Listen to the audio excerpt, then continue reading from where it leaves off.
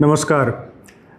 अमरावती ग्रामीण पोलीस युनिटमध्ये Paratwada police station अंतर्गत 2 दिवस पासून काही अश्लील फोटो आणि व्हिडिओ ते इंटरनेटमध्ये प्रसारित होत आहे असा आम्हाला निदर्शनात आला होता.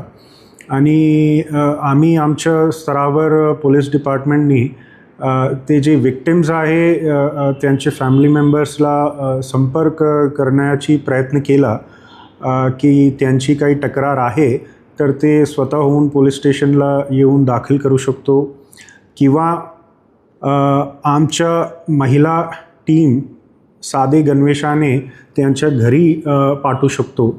घरी नाही तर इतर कोणत्याही ठिकाणी पाठवण्याची आमची तयारी होती.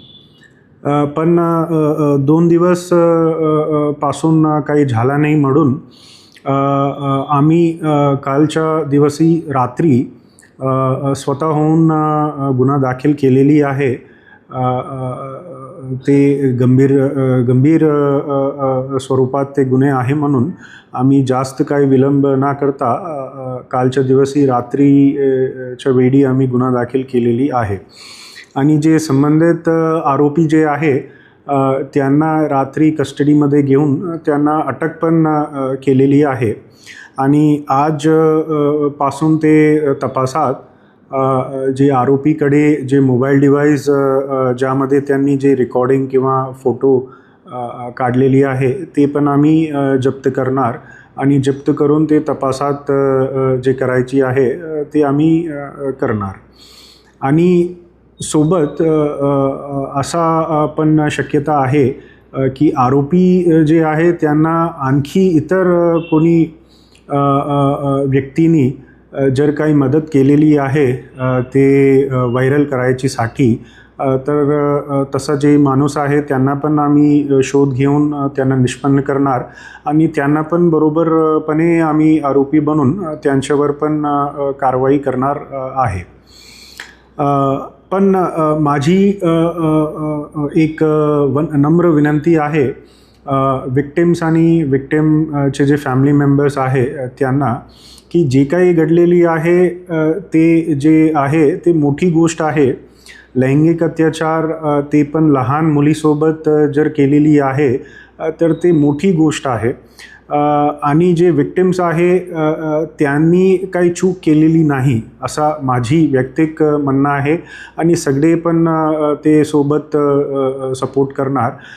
तर आय रिक्वेस्ट माझी विनंती राहणार विक्टिम आणि विक्टिमच्या फॅमिलीला की जे झालेली आहे त्यामधला दोषी म्हणून विक्टिम ला तसा दोष ना देता त्यांना सपोर्ट करायची गरज आहे, इमोशनली सपोर्ट करायची गरज आहे.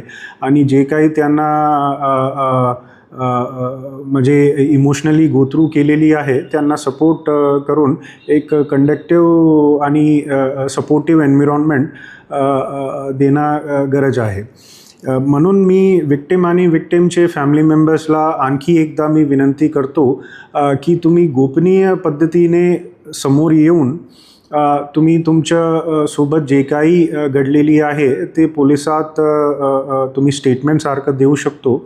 आणि आमची जबाबदारी राहणार की आम्ही 100% विक्टिम आणि विक्टिमचे फॅमिली मेंबर्सची जे आयडेंटिटी आहे ते आम्ही गोपनीय ठेवणार आहे. आणि जे स्टेटमेंट किंवा जे एव्हिडन्स आम्हाला तपासात सापडणार ते आम्ही प्रॉपरली कॉन्फिडेन्शियल पद्धतीने फक्त आणि फक्त इन्व्हेस्टिगेटिंग ऑफिसर जे महिला राहणार ते आणि संबंधित जे कोर्टचे जज आहे फक्त त्यांच्यासमोर म्हणजे फक्त 2 व्यक्तीसमोर जे महिला म्हणून राहणार त्यांच्यासमोर आम्ही ते एव्हिडन्स म्हणून पेश करणार. आणि इतर कोणतेही माणूस ते फोटो किंवा व्हिडिओ किंवा जे एव्हिडन्स किंवा विक्टिमची आयडेंटिटी ते आम्ही समोरून येऊन देणार नाही अशी आमची जी आहे रिस्पॉन्सिबिलिटी आहे. आणि आम्ही तसा नक्की प्रॉमिस सारखा करत आहे.